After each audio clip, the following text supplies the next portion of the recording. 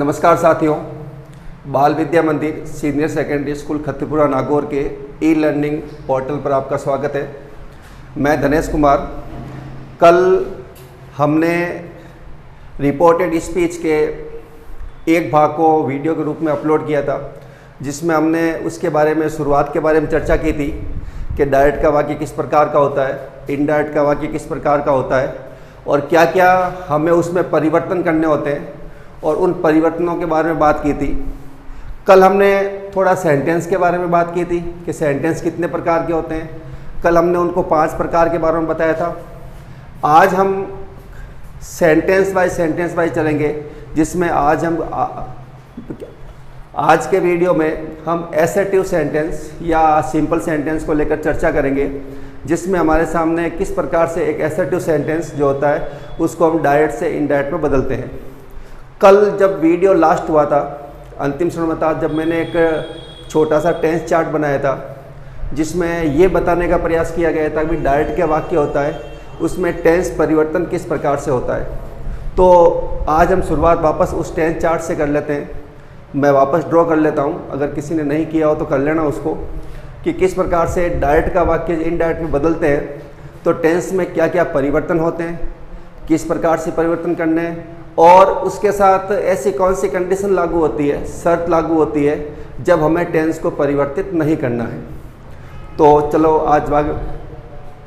आज के वाक्य की शुरुआत करते हैं, वीडियो की शुरुआत करते हैं। उम्मीद है आपको जो पिछला वाला वीडियो होगा वो अच्छा लगा होगा, तो उसको लाइक करें, शेयर करें और अधिकतम से अधिकतम लोगों तक पहुंचाने का प्रयास करें। धन्यवाद।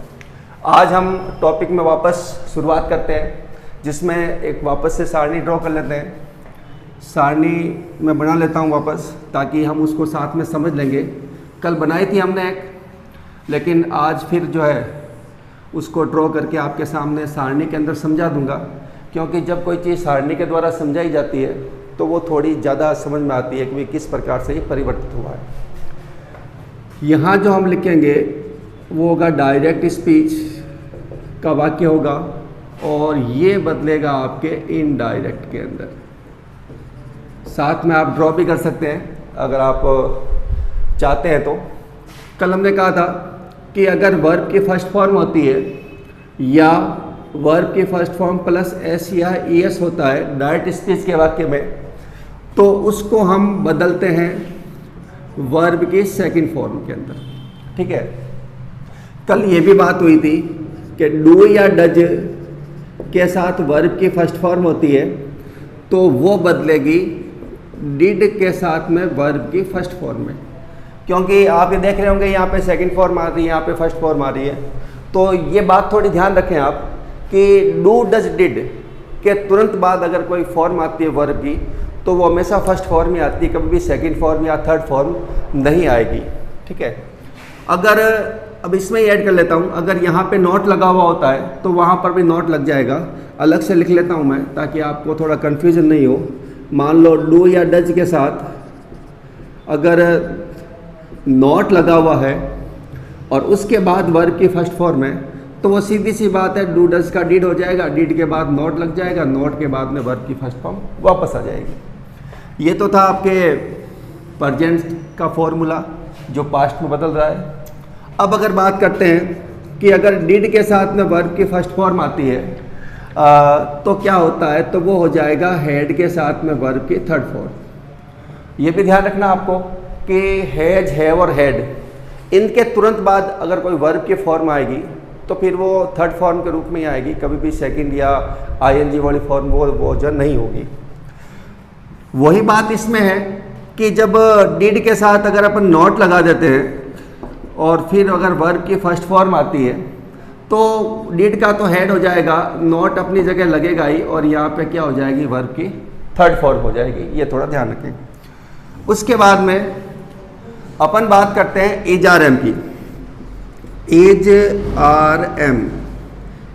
आर एम के साथ वर्ब की फर्स्ट फॉर्म प्लस आईएनजी आता है। जब अपन प्रेजेंट कंटिन्यूस टेंस की बात करते हैं तो is are am plus ING का प्रयोग अपन टेंस के अंदर करते हैं। तो एज आर एम बदल जाता है वाज वर्ब के अंदर, वाज और वर्ब। ठीक है ना। अब ये याद रखने की आवश्यकता नहीं है क्योंकि वी फर्स्ट प्लस आईएनजी इधर भी है और वी फर्स्ट प्लस आईएनजी उधर भी होगी। तो आपके लिए इतना ही याद करने के लिए ठीक है कि इज आर एम का फॉर्मूला जो होगा वो बदलेगा वाज वर्ग के अंदर। और अगर अपन आगे चर्चा करते हैं तो अगर वाज वर्ग के साथ अगर आईएनजी आता है, मैं लिखूंगा नहीं आईएनजी, आप समझ जाना कि वाज वर्ग के साथ आईएनजी है ये, ठीक है ना। तो फिर वो बदलेगा हेड बीन में, हेड बीन के साथ आईएनजी लग जाएगा, ठीक है।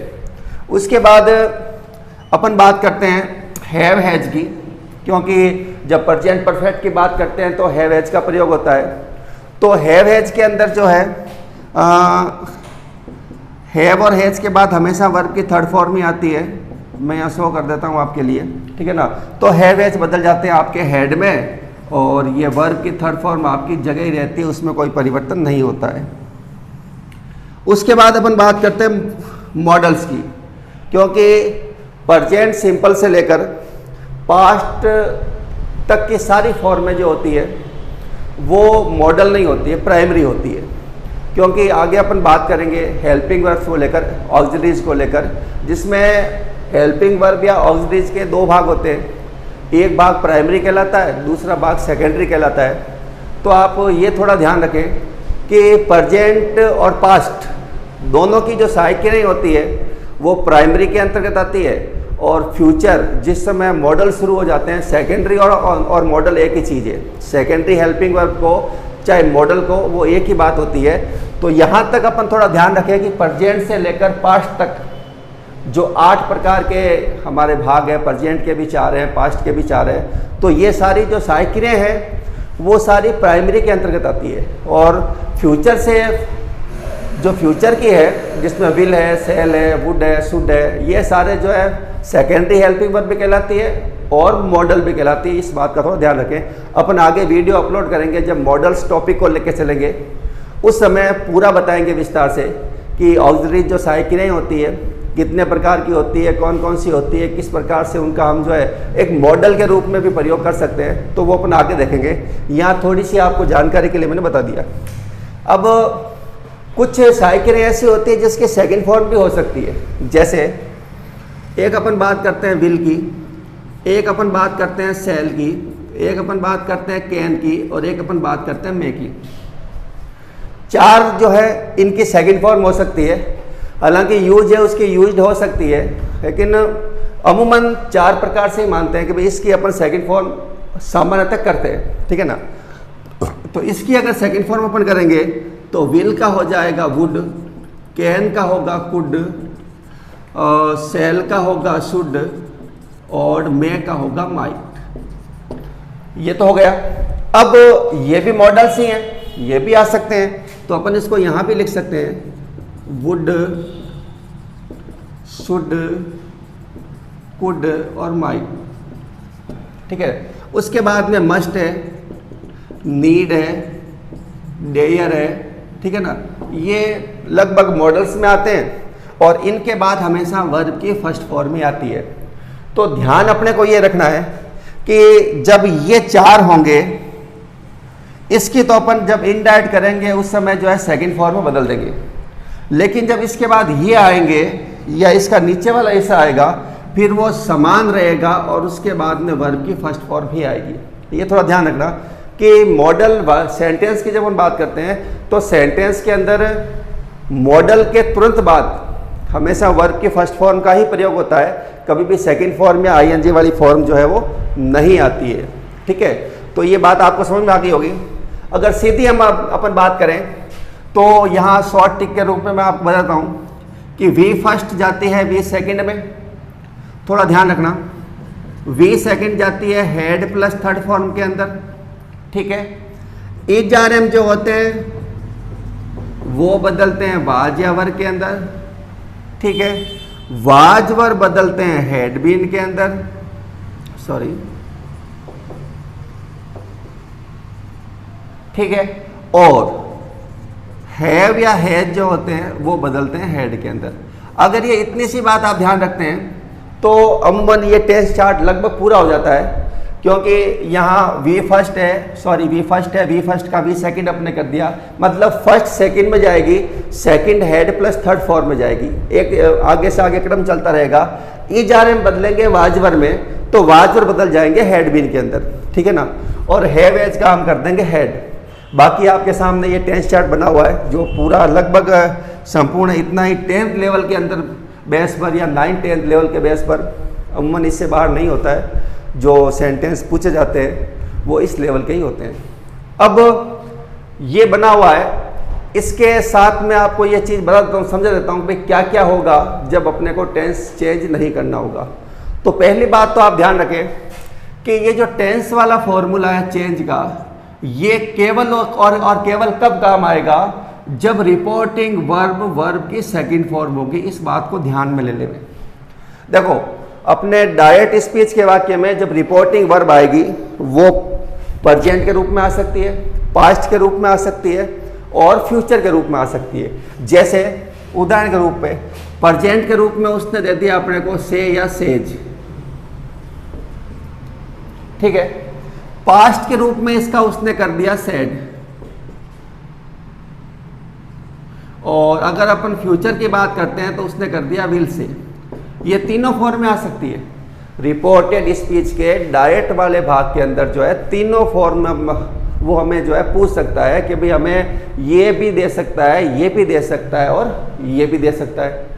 अब करना क्या है हमें, टेंस चार्ट कब काम आएगा, जब ये सेकंड फॉर्म होगी। सेड हो सकता है, टोल्ड हो सकता है, आस्क्ड हो सकता है और भी हो सकता है, लेकिन फॉर्म उसका पास्ट रूप होना चाहिए। सेकंड फॉर्म का मतलब पास्ट रूप है, उसका पास्ट रूप होना चाहिए जब ये टेंस चार्ट काम आएगा। पहली शर्त तो अब आपके सामने आ गई, मैं इसको मिटा देता हूँ ये यहाँ, क्योंकि जब यहाँ से ये बात करेंगे तो थोड़ा ज़्यादा समझ में आएगा अपने।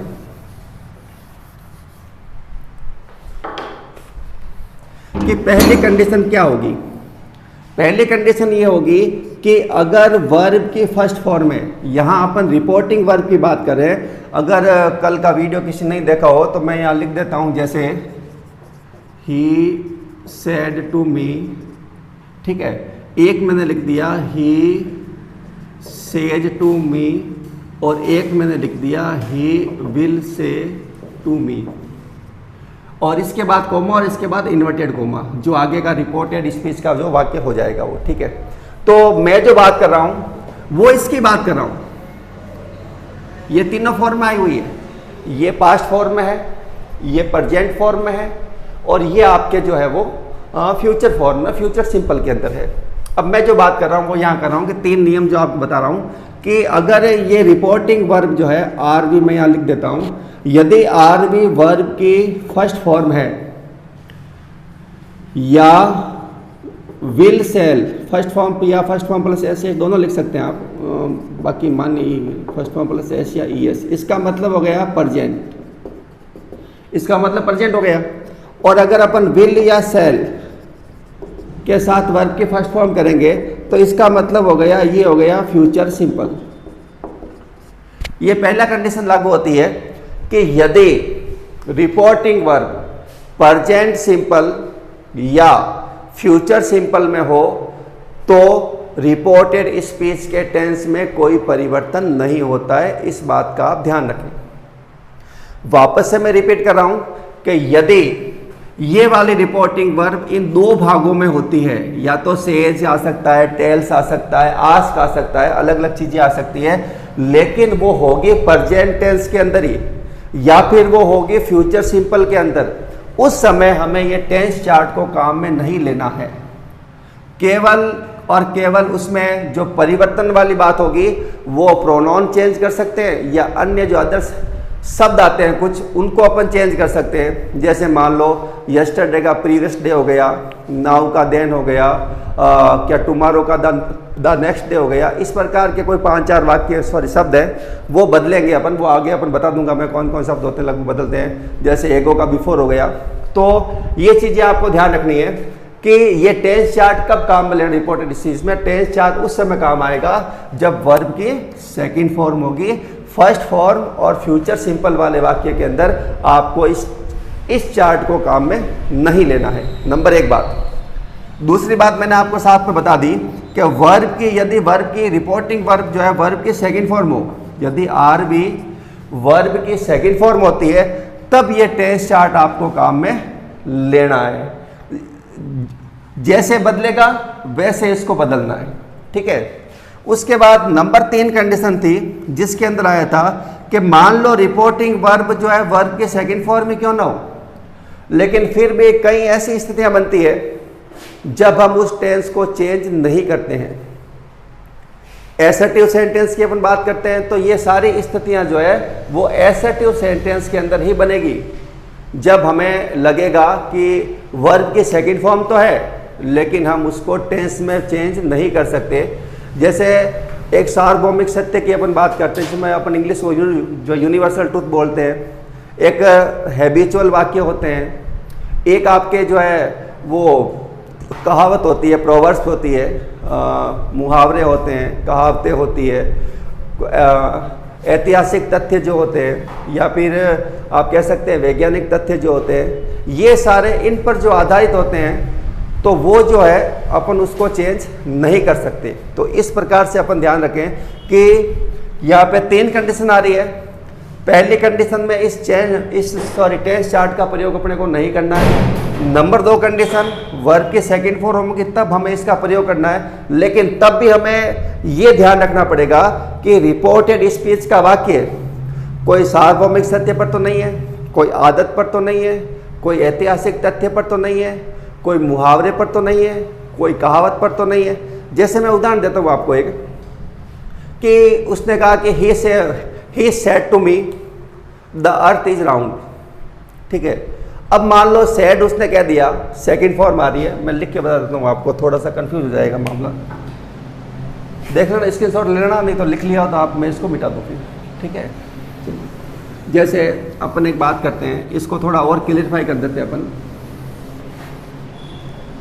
इसको क्लियरिफाई करने का मतलब ये हुआ, जैसे मैंने कहा, एक तो मैंने लिख दिया ही सेड टू मी, ठीक है, I tell him a story, ठीक है। एक सेंटेंस मैंने ये दे दिया, एक सेंटेंस में दे दिया ही, सेम रख देता हूँ इसको, ही सेड टू मी, ठीक है, और उसने कहा द अर्थ इज राउंड, ठीक है। ये अपने सामने दो सेंटेंस आ गए, दोनों ही एसर्टिव सेंटेंस है जिसमें सब्जेक्ट से शुरुआत हो रही है, अंत में फुल स्टॉप लगा हुआ है। इसमें भी सब्जेक्ट शुरुआत होती है, अंत में फुल स्टॉप लगा हुआ है, सिंपल सेंटेंस है, ठीक है ना। तो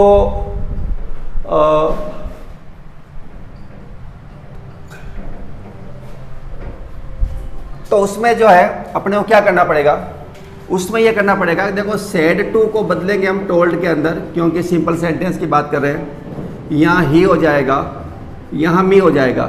अब मैं ये रिपोर्टेड स्पीच का जो वाक्य है इसको बदलने के लिए इसको देखूंगा मैं कि भाई ये सेकंड फॉर्म है, अब इसका टेंस चेंज करना है कि नहीं करना है, ठीक है ना।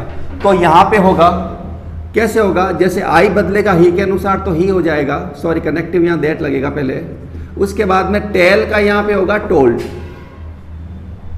ठीक है, क्योंकि यहाँ सेकंड फॉर्म को देखकर मुझे ये परिवर्तन करना पड़ा, ठीक है। और हिम जो है थर्ड पर्सन में वो आपके बदलेगा नहीं, ए का ए और स्टोरी का स्टोरी, ये हो जाएगा। लेकिन जब मैं इस वाक्य के अंदर आऊँगा तो उस समय क्या होगा, उस समय ये होगा कि ही टोल्ड मी, ये चीज़ आ गई, कनेक्टिव मैंने क्या लगा दिया, दैट लगा दिया। उसके बाद अब मुझे इस सेंटेंस को देखना पड़ेगा कि ये कोई ऐसा आधारित वाक्य तो नहीं है जिसको हम चेंज नहीं कर सकते। जैसे अगर हिंदी अर्थ निकाले इसका तो द अर्थ इज राउंड, भूमि गोल है या फिर पृथ्वी गोल है, ये इसका अर्थ निकलता है। अगर मैं इसका इजारम का वाजवर कर देता हूं तो ये इसका अर्थ ये निकलेगा कि पृथ्वी गोल थी, तो ये तो कोई मान्य नहीं होगा। इसलिए ये बात कही जाती है कि कोई सार्वभौमिक सत्य होता है, कोई कहावत होती है, कोई मुहावरा होता है जिसको हम बदल नहीं सकते, जो भूतकाल में भी वही था। जैसे the sun rises in the east, सूर्य जो है वो पूर्व में उदय होता है, तो फिर उसको अपन ये नहीं कह सकते the sun rise in the east, क्योंकि फर्स्ट फॉर्म की अपन सेकंड फॉर्म नहीं कर पाएंगे। सूर्य पूर्व में उदय होता था, लेकिन वो चीज़ अभी भी है, जो चीज़ भूतकाल में भी थी, जो चीज़ वर्तमान में भी है, और जो चीज़ आगे भविष्य में भी होगी, उस कंडीशन को लेकर हमें इसमें कोई परिवर्तन नहीं करना होगा। तो ये सेंटेंस जो है पूरा बन जाएगा द अर्थ इज राउंड। इसमें किसी प्रकार का आपको परिवर्तन नहीं करना है। तो उम्मीद है आपको ये बात समझ में आ गई होगी कि जब इसके 3 फीचर होते हैं, इसमें पहले वाले में तो आपको टेंस चेंज करना नहीं है, वर्ब की सेकेंड फॉर्म होगी उस समय टेंस चेंज करना है, लेकिन उसमें भी ये बात आपको ध्यान रखनी पड़ेगी कि ये कई कंडीशन लागू तो नहीं हो रही है। अगर ये कंडीशन लागू हो रही है तो फिर भी इसमें टेंस में कोई परिवर्तन नहीं होगा, जो है वही रहेगा। जो बात यहाँ पे बताई मैंने आपको कि जो है वही रहेगा, तो अपन इसमें कोई फेरबदल किसी प्रकार का नहीं कर पाएंगे। तो उम्मीद है आपको ये सारणी समझ में आ गई होगी, या ये जो बातें मैंने आपको बताई है वो चीज़ आपके ध्यान में आ गई होगी। आप कहीं नोटेड कर ले या स्क्रीनशॉट लेके अपने पास रख ले। थोड़ा सा अपन वीडियो थोड़ा लेंथी हो जाएगा, तो थोड़ा सा एसर्टिव सेंटेंस की 2-4 मिनट बात कर लेते हैं। कल उसको अपन अगली क्लास के अंदर जो है वो थोड़ा कंप्लीट कर देंगे, थोड़ा सा हिस्सा बचेगा। तो